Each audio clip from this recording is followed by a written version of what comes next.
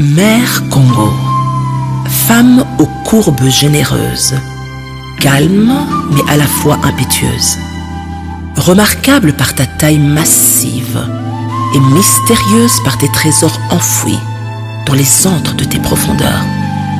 Ta position centrale et fœtale, au cœur de l'Afrique centrale, laisse apparaître tes rondeurs, attirant dans tes jupons de nombreux admirateurs.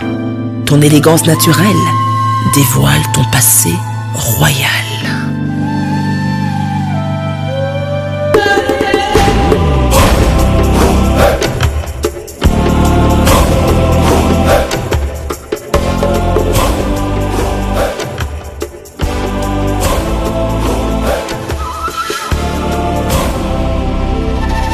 Au centre de toutes les attentions, tes prétendants accourent vers toi, dépourvus de toute bonne intention.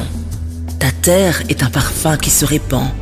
Nombreux sont ceux qui veulent rentrer dans tes appartements.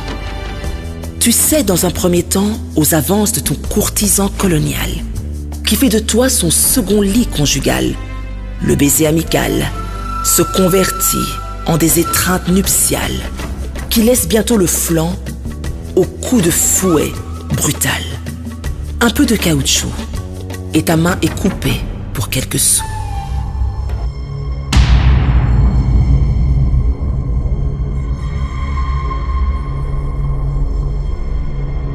Convaincu que ton prétendant veut conquérir ton cœur, tu réalises bien vite qu'il n'est rien d'autre qu'un prédateur. Le divorce est prononcé, mais l'époux écarté n'a pas renoncé. À la recherche éperdue d'une amitié, ensuite une intimité, avec celui qui va enfin t'aimer, t'épouser. Tu cèdes ton cœur à un des tiens. Cette fois tu le crois, que ce n'est pas pour tes biens. Ce fut une union durable, mais la belle est spoliée de façon incalculable. Au vu et au su de tous, elle en sort misérable, mais surtout vulnérable. Dévêtue de ton manteau d'honneur, la porte de ta chambre reste entr'ouverte, laissant s'introduire une série de pillards. Tel un film d'horreur, ils déchirent ton vêtement génital, dérobent ton colletant en échange de l'avenir de tes enfants et laissent tes filles mourir dans leur propre sang. Ils dépouillent ton cassitérite contre tes fils en fuite. Lorsque le parfum de l'opium se répand sur ton sol, alors se poursuit le vol de ton uranium. La falsification historique prend place afin de dissimuler l'histoire de cette mère tragique.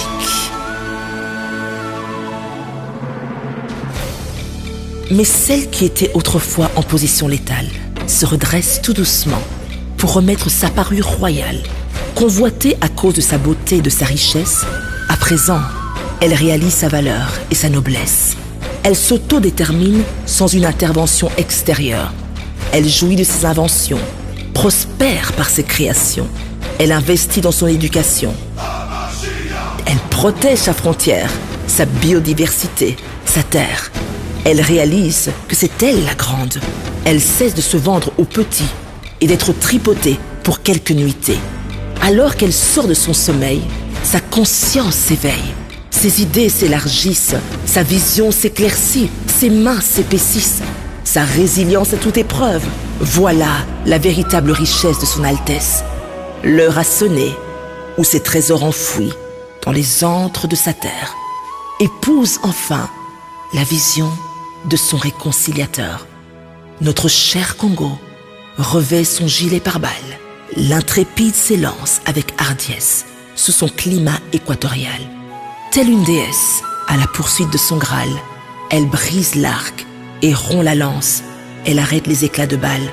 Revêtue de son habit royal, tissé d'or et parée de ses diamants, la mère nourrit maintenant ses enfants. Jouissant de son propre pain, la généreuse est guérie de ses blessures. Elle n'hésite pas à tendre la main à ses ex-courtisans. Consciente de sa nouvelle stature, Mère Congo a pris son courage à deux mains, devenue mature et indivisible, restaurée de ses fractures. Celle qu'on nommait autrefois terre de désolation a enfin retrouvé son destin.